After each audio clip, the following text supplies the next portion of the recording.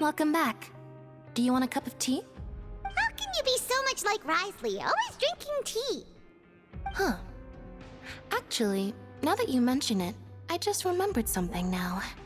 While I was sedated, I could still barely hear two people talking next to me. They were discussing everything, from the leaves to the water and even the teacups themselves. Must have been Risley and Sijwin. Yeah, I heard one male voice and one female, so it should have been the two of them. They really were just talking about brewing tea.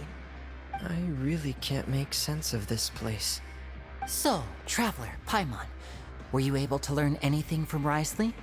Yeah, he explained everything. Very well. Then, would you mind checking your answers against my speculations? Yeah, I took the time to rest, so I'm feeling a lot more relaxed now. Nobody else is around, and Miss Sijwin is also busy with something or other, so let's just talk here. All right, then I'll posit my theories. I asked myself 3 questions.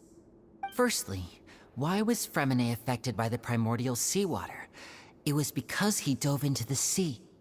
My theory is, the long-lost primordial sea is probably very close to the fortress of Mirapede.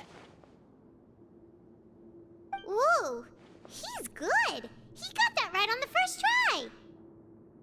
That's our Linny. Secondly, Risley's attitude changed dramatically during the course of our stay here. He ignored us completely at first, then suddenly roadblocked us. Why? I spent quite a long time thinking about this. If he has been monitoring the Fatui since the very beginning, he probably ignored us at first because he was hoping we could find Master Child for him. What's more, the Fortress of Mirapede is not part of Fontaine's court system, nor does it report to Udex Nervulet. Risley is basically the king of a no-man's land. As long as the fortress doesn't do anything about Master Child's disappearance, Father can use it to pressure the Fontaine authorities. And while the two factions are pitted against each other, Risley will be free to move between the parties of interest. If I had to guess, he probably has something that he's working on himself. It's likely related to the secret of the infirmary, but I just can't think of what it could be. You're super smart. Thanks so much. Then finally, there's the last question.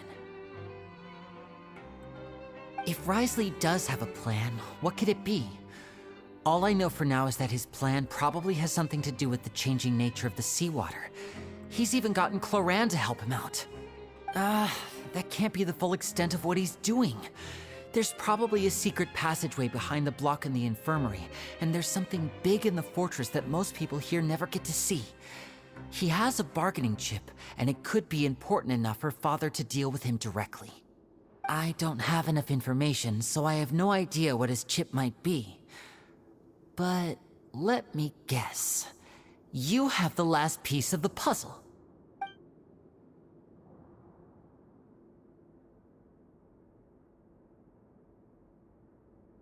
I can't believe it. The sea will engulf everyone, just like the prophecy said. Could Risley have wanted to meet Father to figure out a way to deal with this crisis? If you remember, I once mentioned that Father sees the House of the Hearth as her base of operations, and she truly wants to resolve the crisis. But how could Risley have known that? Or perhaps he didn't know, and just wanted to bring Father over to his side? Which could be why he said he just wanted to negotiate. Yeah, that makes sense to me. I understand your concerns as well, Traveler. I'll figure out a way to pass this on to our father. No matter what, we're on your side. The two of you have already aided us far too much.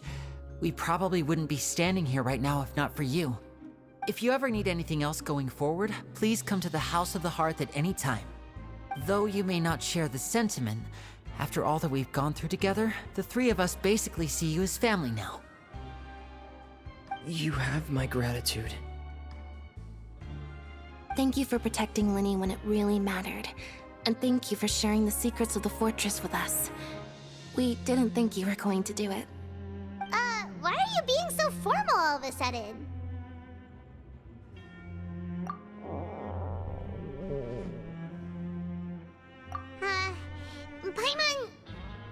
hungry.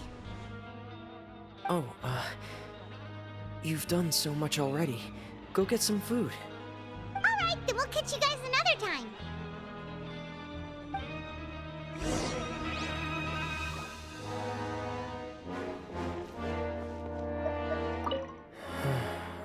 I feel like I should try to become someone more capable of helping. You're incredibly helpful. Lenny thinks so too. Yeah, you two are always telling me not to push myself, but aren't you just like that as well?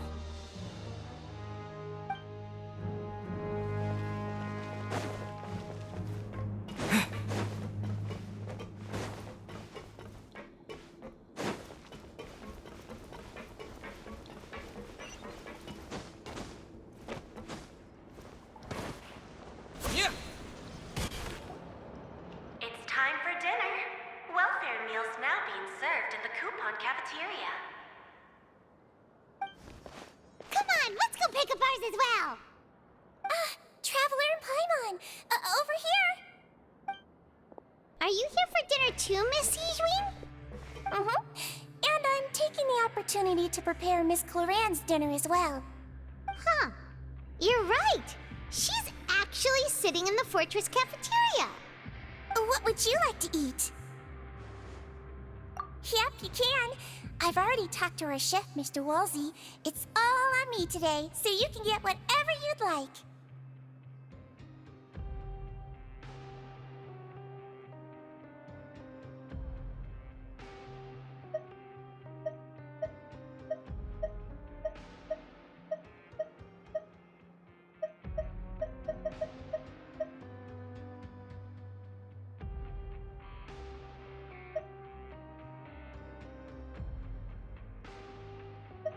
Me too! Don't forget Paimon!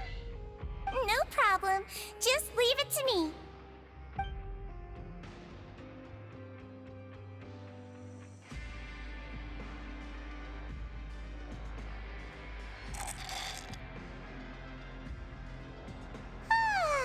So delicious. Is this how it feels to be freeloaders? Wait a second, we did do plenty of work after all. Feeling full yet? How's the food? Delicious!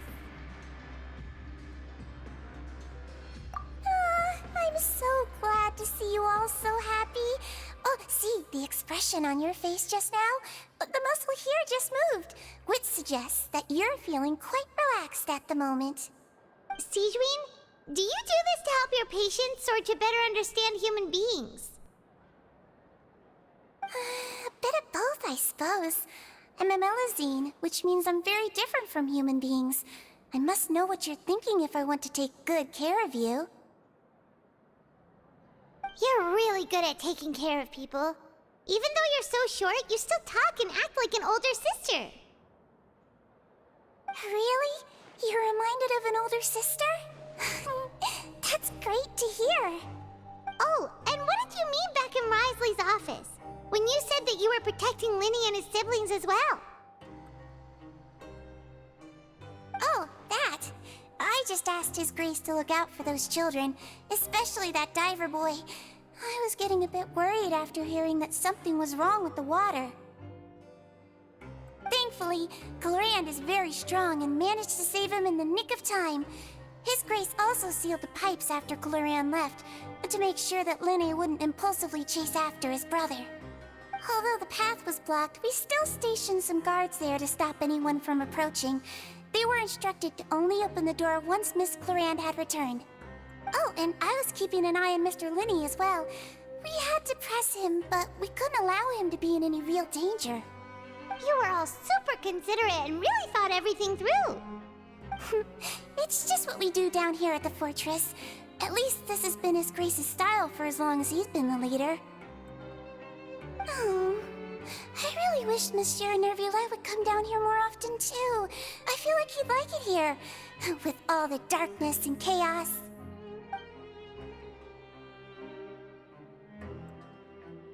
Get a good night's rest, you two. You both worked very hard.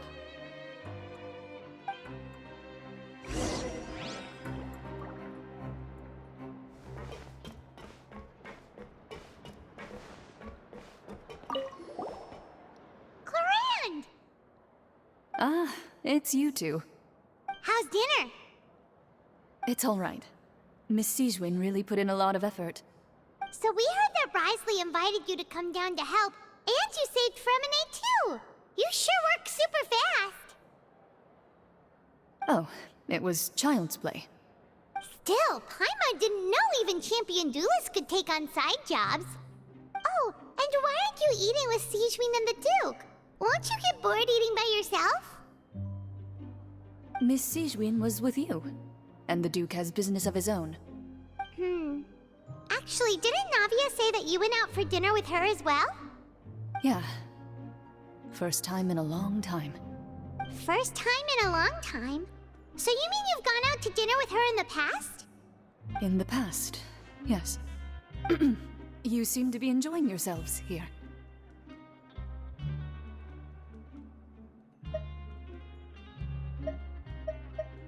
Things will be getting messy at the fortress soon. Don't run around unnecessarily.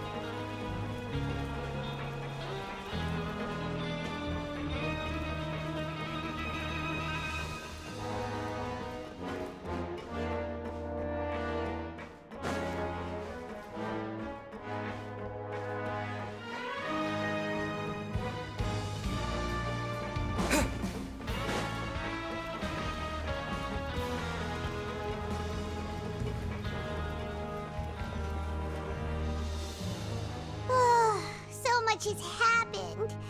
Paimon just feels absolutely exhausted now that she's finally relaxed. Paimon's super sleepy. Are you sleepy?